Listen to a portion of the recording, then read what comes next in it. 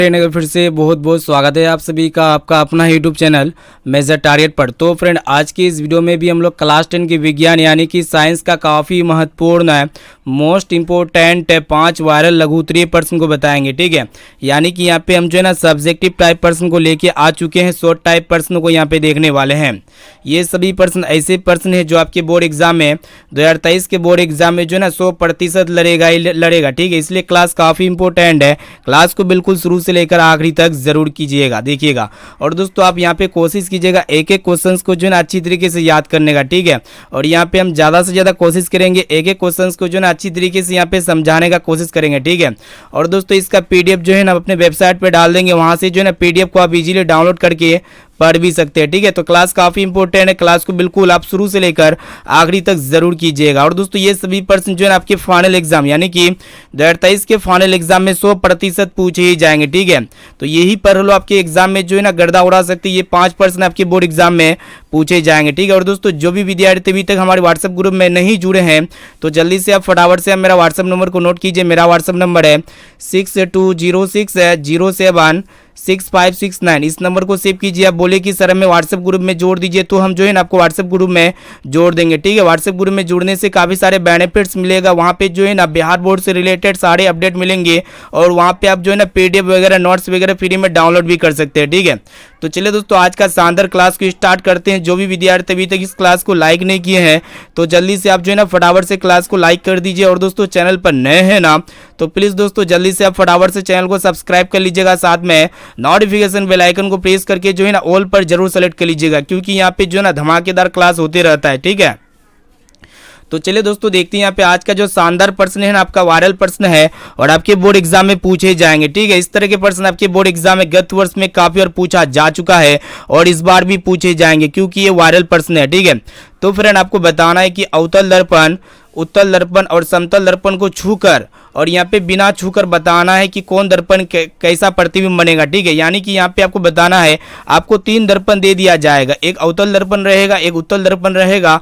और आपका एक समतल दर्पण रहेगा। तो सबसे पहले यहाँ पे आपको क्या करना है दोस्तों, स्पर्श करके आपको बताना है कि कौन दर्पण है। ठीक है, यानी कि वो कौन सा दर्पण है, अवतल दर्पण या उत्तल दर्पण या फिर समतल दर्पण है, और इसको बिना स्पर्श किए भी बताना है कि कौन दर्पण कौन सा है। ठीक है, तो चलिए दोस्तों इसका आंसर जो ना कुछ इस प्रकार लिखते हैं। तो सबसे पहले यहाँ पे आपको उत्तर लिख देना पड़ेगा, उसके बाद यहाँ पे आपको लिखना पड़ेगा कि समतल दर्पण, अवतल दर्पण और उत्तल दर्पण की पहचान करना। यहाँ पे सबसे पहले हम लोग क्या करेंगे, छू करके बताएंगे। ठीक है, तो सबसे पहला पॉइंट यहाँ पे लिखना पड़ेगा, स्पर्श करके हम लोग क्या करेंगे, तीनों को बारी बारी से छुएंगे। सबसे पहला पॉइंट ये है। ठीक है, यदि दर्पण का परावर्तक पृष्ठ कैसा हो दोस्तों, समतल हो। अगर दर्पण का परावर्तक पृष्ठ समतल होगा तो वो कौन सा दर्पण होगा, समतल दर्पण होगा। काफी सिंपल प्रश्न है। और दूसरा यहाँ पे काफी यहाँ पे सिंपल पॉइंट है। और दूसरा पॉइंट ये है कि दबा हुआ हो तो वो कौन सा दर्पण होगा, अवतल दर्पण होगा। ठीक है, ये भी काफी सिंपल है। और यहाँ पे देखिएगा दोस्तों तीसरा पॉइंट में आपको लिखना पड़ेगा, अगर उभरा हुआ रहेगा तो वो कौन सा दर्पण होगा, उत्तल दर्पण होगा। ठीक है, तो काफी सिंपल प्रश्न है। अगर यहाँ पे परावर्तक पृष्ठ देखिएगा, ये आपका समतल मिरर हो गया, प्लेन मिरर हो गया, जो हम लोग घरों में ऐनक के रूप में इस्तेमाल करते हैं। इसका परावर्तक पृष्ठ जो है ना क्या रहेगा, समतल रहेगा। ठीक है, प्लेन रहेगा। तो यह एक प्रकार का क्या होगा दोस्तों, आपका समतल दर्पण होगा। ठीक है, और यहाँ पे दबा हुआ रहेगा तो आपका अवतल दर्पण हो गया। जैसे कि यहाँ पे ये हो गया आपका अवतल दर्पण, इसका परावर्तक पृष्ठ क्या है, यहाँ पे अवतल दर्पण है, मतलब दबा हुआ है, तो दबा हुआ रहने से वो आपका क्या होगा, अवतल दर्पण होगा। मतलब जिधर से प्रकाश का हम लोग परावर्तन करेंगे, ठीक है, जिधर से हम लोग देखेंगे तो इधर से हम लोग क्या करेंगे दोस्तों, प्रकाश का परावर्तन करेंगे।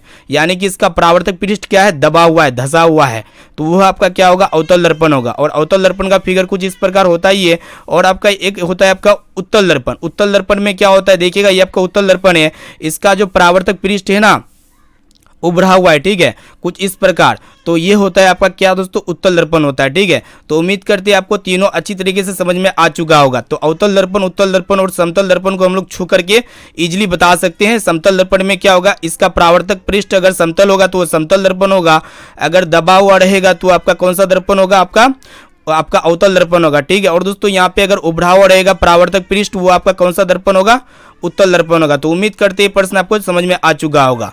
उसके बाद यहाँ पे आपको क्या करना है कि तीनों दर्पण को बिना छू करके, यानी कि बिना स्पर्श किए बताना है कि कौन दर्पण कौन सा है। ठीक है, तो फ्रेंड यहाँ पे आपको दूसरा पॉइंट में लिखना पड़ेगा, तीनों दर्पण के फोकस के भीतर एक वस्तु पिन को बारी बारी से रखा जाता है या फिर आप ऑब्जेक्ट को भी रख सकते हैं, ठीक है।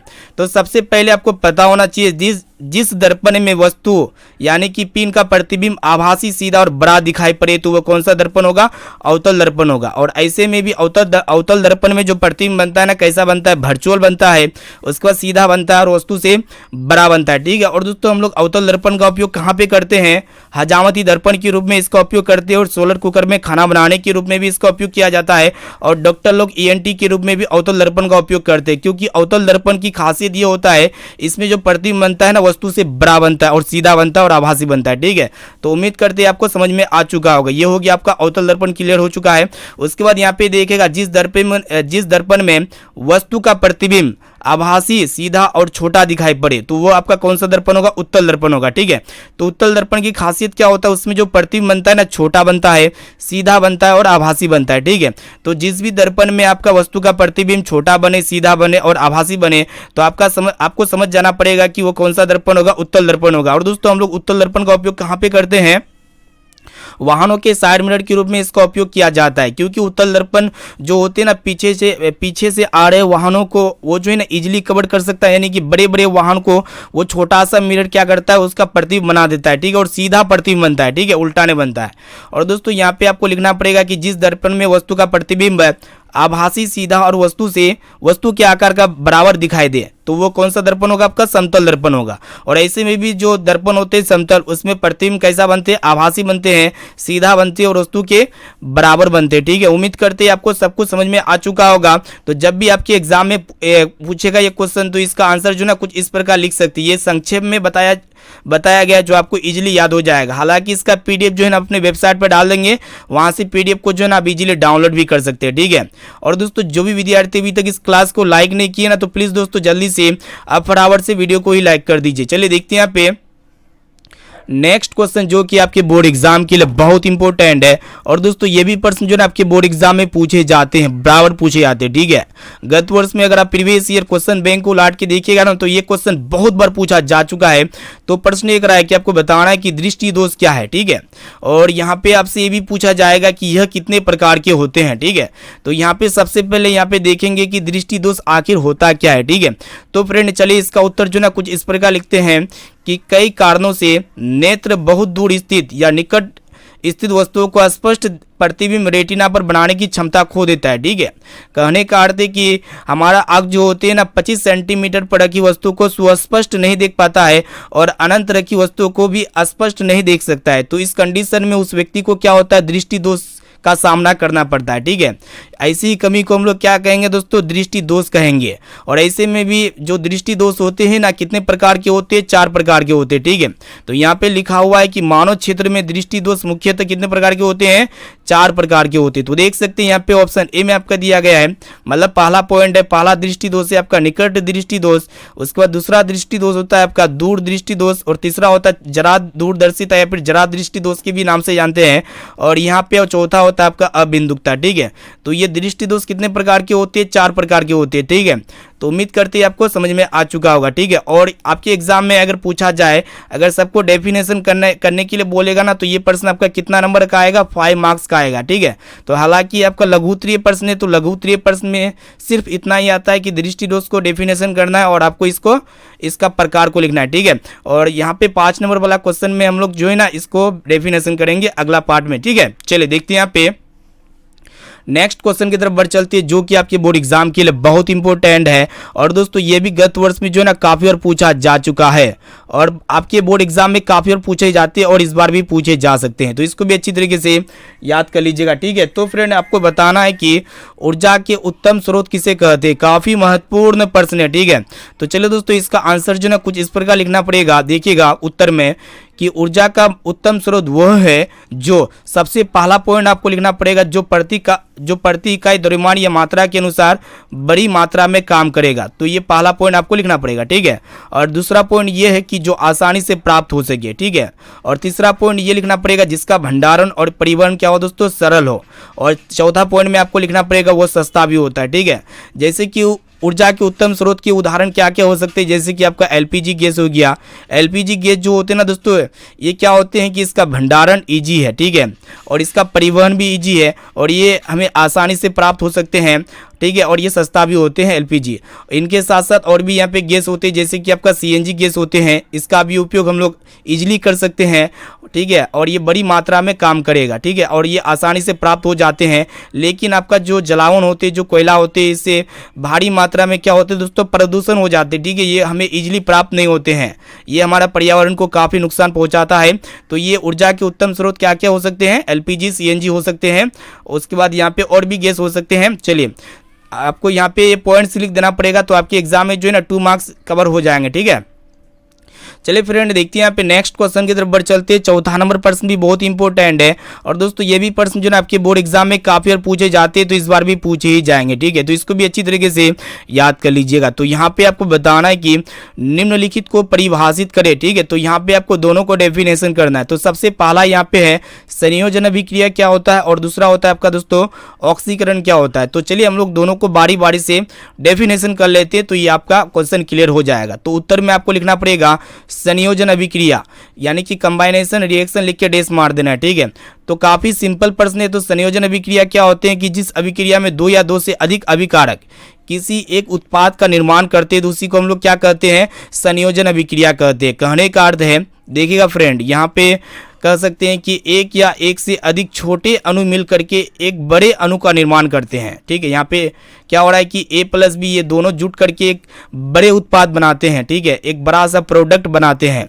तो यहाँ पे उदाहरण के तौर पर देख सकते हैं कैल्शियम ऑक्साइड जो है ये जल के साथ रिएक्ट करके क्या बनाते हैं, कैल्शियम हाइड्रोक्साइड बनाते हैं, ठीक है। तो यह एक प्रकार का क्या होते हैं, संयोजन अभिक्रिया के अंतर्गत आते हैं, ठीक है। तो संयोजन अभिक्रिया में क्या होते हैं कि 2 या 2 से अधिक अभिकारक मिलकर के, जैसे कि यहाँ पे A प्लस B ये 2 या 2 से अधिक अभिकारक है, 2 अभिकारक है, ये दोनों मिलकर के क्या बनाते हैं, एकल उत्पाद बनाते हैं, ठीक है, सिर्फ और सिर्फ एक ही को प्रोडक्ट बनाते हैं। तो उसको हम लोग क्या कहते हैं, संयोजन अभिक्रिया के नाम से जानते हैं, ठीक है। तो उदाहरण के तौर पर यहाँ पे देख सकते हैं, जब कली चूना और जल आपस में अभिक्रिया करते हैं, तो यहाँ पे कैल्शियम ऑक्साइड एक प्रकार का क्या है दोस्तों, कली चूना है।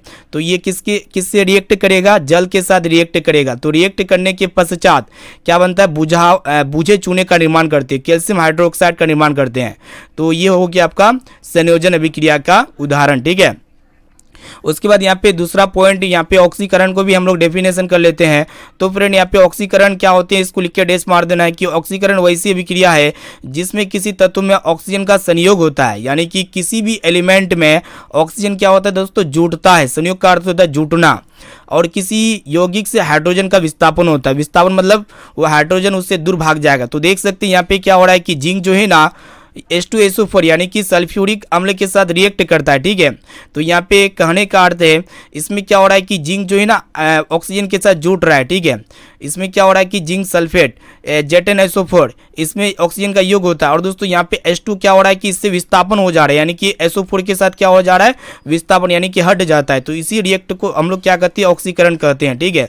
तो यहाँ पे भी देख सकते हैं ये हाइड्रोजन जो है ना जल के साथ रिएक्ट करके क्या बनाते हैं, मतलब ये हाइड्रोजन जो है ना ऑक्सीजन के साथ रिएक्ट करके जल नामक द्रव का निर्माण करते हैं। तो यह भी एक प्रकार का क्या होता है, इसमें ऑक्सीजन का योग होता है, किसमें, हाइड्रोजन में ऑक्सीजन का योग होता है। तो इसीलिए यह एक प्रकार का क्या होते हैं, ऑक्सीकरण होते हैं। ऑक्सीकरण का अर्थ होता है किसी भी कंपाउंड में ऑक्सीजन का जुड़ना को ही हम लोग क्या कहते हैं, आपका ऑक्सीकरण कहते हैं, ठीक है। तो उम्मीद करते हैं ये भी आपको समझ में आ चुका होगा, ठीक है। क्लास काफ़ी इंपॉर्टेंट है, क्लास को बिल्कुल आप जो है शुरू से लेकर आखिरी तक जरूर कीजिएगा। अब चलिए फ्रेंड देखते हैं यहाँ पे 5 नंबर प्रश्न, जो कि काफी शानदार प्रश्न है, और ये भी प्रश्न जो है आपके बोर्ड एग्जाम में पूछे जाएंगे, तो इसको भी अच्छी तरीके से याद कर लीजिएगा। तो फ्रेंड प्रश्न एक रहा है कि आपको बताना है कि अम्ल, क्षारक और लवण की परिभाषा दे और एक एक उदाहरण से इसकी पुष्टि करें, ठीक है। तो काफी सिंपल प्रश्न है। तो सबसे पहले यहाँ पे हम लोग अम्ल को डेफिनेशन करेंगे, क्षारक को डेफिनेशन करेंगे और लवण को डेफिनेशन करेंगे, और इनके साथ साथ हम लोग क्या करेंगे, एक एक उदाहरण भी देंगे, ठीक है। तो चलिए दोस्तों उत्तर में लिखते हैं। तो सबसे पहले यहाँ पे अम्ल के बारे में देख लेते हैं। अम्ल क्या होता है दोस्तों, इसका स्वाद क्या होते हैं, खट्टे होते हैं। अम्ल का स्वाद कैसा होता है, खट्टा होता है, और ये जलीय विलयन में H+ आयन देते हैं, ठीक है। अम्ल जो होते हैं ये जलीय विलयन में हाइड्रोजन प्लस आयन देते हैं और ये नीले लिटमस पत्र को क्या कर देते हैं, लाल कर देते हैं। ठीक है, अम्ल का काम क्या होती है, नीले लिटमस पत्र को लाल कर देना। और इसका पीएच मान क्या होते हैं दोस्तों, 7 से कम होते हैं। तो ये सब पॉइंट्स लिखिए, ये अम्ल का डेफिनेशन पूरा हो जाएगा। ठीक है, और यहाँ पे इसका उदाहरण भी बहुत सारा दिया गया है, जैसे कि HCl हो गया, हाइड्रोक्लोरिक अम्ल, H2SO4 सल्फ्यूरिक अम्ल हो गया, HNO3 हो गया, नाइट्रिक अम्ल। ठीक है, और भी यहाँ पे उदाहरण लिख सकते हैं, यहाँ पे हम दे चुके हैं। ठीक है, और दोस्तों यहाँ पे क्षारक को डेफिनेशन कर लेते हैं। तो क्षारक जो होते हैं ना जलीय विलयन में OH माइनस यानी कि हाइड्रोक्साइड आयन देते हैं। जलीय विलयन में क्या देते हैं, OH माइनस आयन देते हैं। और दोस्तों ये जो लाल लिटमस पत्र को नीला कर देते हैं। और यहाँ पे हम लोग क्या देखें, जो आपका अम्ल होते हैं ना ये नीले लिटमस पत्र को लाल कर देते हैं। इसका जस्ट ऑपोजिट होता है आपका क्षारक, और ये इसका काम क्या होते हैं, लाल लिटमस पत्र को नीला कर देना। और इसका जो तीसरा पॉइंट है, इसका स्वाद यानी कि इसका टेस्ट कैसा होता है, कड़वा होता है। ठीक है, क्षार का स्वाद कैसा होता है, कड़वा होता है। और इसका जो पीएच मान होता है ना दोस्तों 7 से अधिक होता है। किसका, क्षारक का पीएच मान 7 से अधिक होता है।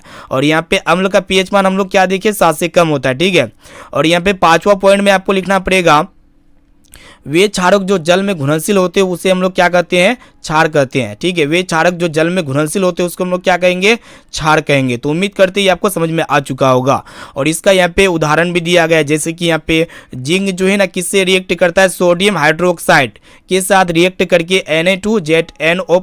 ZnO2 प्लस H2 बनाते हैं। ठीक है, तो ये उदाहरण आपको लिख देना है। उसके बाद यहाँ पे हम लोग किसको डेफिनेशन करेंगे, लवण को देखेंगे। ठीक है, तो यहाँ पे चलिए दोस्तों यहाँ पे लवण को लिख के डेस मार देना है। तो लवण क्या होता है, अम्ल और क्षारक अभिक्रिया से जो प्राप्त यौगिक होते हैं उसको हम लोग क्या कहते हैं, लवण कहते हैं। ठीक है, यानी कि अम्ल और क्षारक आपस में अभिक्रिया करके जो यौगिक बनाते हैं ना तो उसी को हम लोग क्या कहेंगे, लवण कहेंगे। तो यहाँ पे लवण का उदाहरण काफी सारा दिया गया है, देख सकते हैं। और यहाँ पे लवण का निर्माण कैसे होते हैं देख सकते हैं। यहाँ पे HCl एक प्रकार के क्या है दोस्तों, अम्ल है। ठीक है, और यहाँ पे CaOH क्या है, एक प्रकार का क्षार है। ये दोनों आपस में रिएक्ट करके जो बनाएगा ना वो आपका क्या है दोस्तों, लवण है। तो यहाँ पे लवण क्या हो गया, CaCl2 हो गया, कैल्शियम क्लोराइड एक प्रकार का लवण है। इसी प्रकार यहाँ पे देख सकते हैं HCl एक प्रकार का अम्ल है। और ये किससे रिएक्ट करता है, मैग्नीशियम हाइड्रोक्साइड के साथ रिएक्ट करता है, यानी कि MgOH के साथ रिएक्ट करते हैं। यह एक प्रकार का क्षार, ये दोनों आपस में अम्ल और क्षार आपस में रिएक्ट करके क्या बनाते हैं, लवण बनाते हैं, यानी कि MgCl2 बनाते हैं। और इनके साथ साथ यहाँ पे जल तो निकलेगा ही। ठीक है, इसके साथ साथ यहाँ पे द्रव के रूप में H2O यानी कि पानी यहाँ पे आता है। ठीक है, तो उम्मीद करते हैं यहाँ पे जो है ना टोटली यहाँ पे 5 जो है ना सब्जेक्टिव टाइप प्रश्न यानी कि विज्ञान का जो है ना 5 गेस क्वेश्चन को दे चुके हैं। ठीक है, और ये सभी प्रश्न जो है ना दोस्तों वायरल प्रश्न था, आपके गत वर्ष में जो है ना काफी बार पूछा जा चुका है। इसी तरह यहाँ पे हम जो है ना क्लास 10 के सभी सब्जेक्ट का यहाँ पे जो है ना सब्जेक्टिव टाइप प्रश्न पढ़ा चुके हैं। और बारी बारी से जो है ना आपके एग्जाम से पहले काफी सारे प्रश्न को हम कवर कर लेंगे। ठीक है, और यहाँ पे क्लास का टाइम को भी नोट कर लीजिए। जो भी विद्यार्थी नए हैं तो यहाँ पे डेली जो है ना 1 बजे दोपहर में क्लास होती है जो अभी आप क्लास की है। ठीक है, और यहाँ पे आप 6 बजे भी शाम में भी क्लास होती है जो काफ़ी धमाकेदार क्लास होती है। यहाँ पे हम लोग मॉडल पेपर को देखते हैं, फाइनल मॉडल पेपर को। और यहाँ पे 9 बजे रात में भी क्लास होती है जो कि हम लोग प्रीवियस ईयर क्वेश्चन बैंक को देखते हैं। तो ये सभी क्लास को आप जरूर कीजिएगा। और यहाँ पे मॉर्निंग में भी क्लास स्टार्ट हो जाएगा बहुत जल्दी। ठीक है, आपको इन्फॉर्म कर देंगे व्हाट्सएप ग्रुप में। ठीक है, इसीलिए जो भी विद्यार्थी अभी तक हमारे व्हाट्सएप ग्रुप में नहीं जुड़े हैं तो आप जल्दी से फटाफट से मेरा व्हाट्सएप नंबर को नोट कीजिए। मेरा व्हाट्सएप नंबर है 6206 है 076569। इस नंबर को सेव कीजिए। आप बोलिए कि सर हमें व्हाट्सएप ग्रुप में जोड़ दीजिए, तो हम जो है ना आपको व्हाट्सएप ग्रुप में जोड़ देंगे। ठीक है, और इनके साथ साथ जो भी विद्यार्थी अभी तक इस क्लास को लाइक नहीं किए तो प्लीज़ दोस्तों जल्दी से फटाफट से क्लास को लाइक कर दीजिए। और चैनल पर नए हैं ना तो प्लीज़ दोस्तों चैनल को सब्सक्राइब कर लीजिएगा। साथ में नोटिफिकेशन बेल आइकन आएगा, इसे प्रेस करके ऑल पर जरूर सेलेक्ट कर लीजिएगा। और दोस्तों इस वीडियो को अपने दोस्तों में ज़्यादा से ज़्यादा शेयर कीजिए ताकि वो भी जो है ना बोर्ड एग्जाम की तैयारी काफ़ी अच्छी तरीके से कर सके। ठीक है, तो फिर मिलती है यहाँ पे शाम 6 बजे वाले क्लास में जो कि काफ़ी धमाकेदार क्लास होगी। ठीक है दोस्तों, आज के लिए इतना ही। Thank you.